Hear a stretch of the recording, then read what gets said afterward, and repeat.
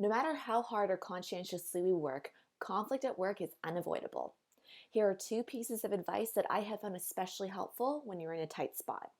The first piece of advice is from one of my career mentors, and it is do not offer feedback unless you have been specifically asked to do so. I'll admit, this was a hard one for me to learn.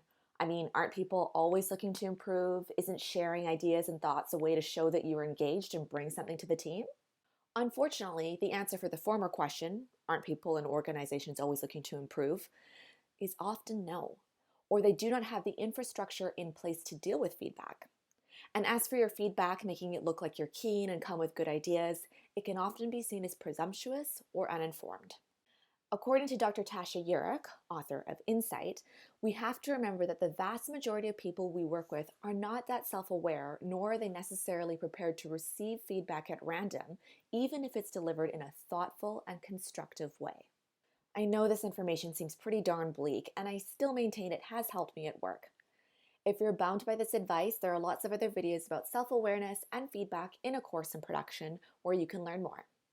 The second thing I would offer you if you are in a tight spot at work is to stick to the facts.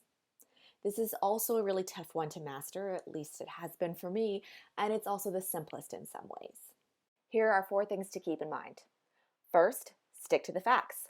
Mention only what is directly relevant to the matter at hand. Second, keep your emotions out of it. Third, relay things succinctly. Specifically, we want to avoid rambling and editorializing. Lastly, speak only to your own actions and understandings. Remember, if you are in this situation, you are in the hot seat. You shouldn't be speaking for anyone else or saying things like, "We all think this is stupid," or "There are lots of people who agree with me." I know it's tough when we are moving fast, under a lot of pressure, and working with all sorts of personalities. The truth is that if you start rambling and throw in a lot of he said, she said, and are flustered, you won't make your case, and the person hearing you out will likely have a lot more questions than answers, and you will probably come off as scattered and unprofessional. Stick to the facts of what happened or what is happening, and the truth will out.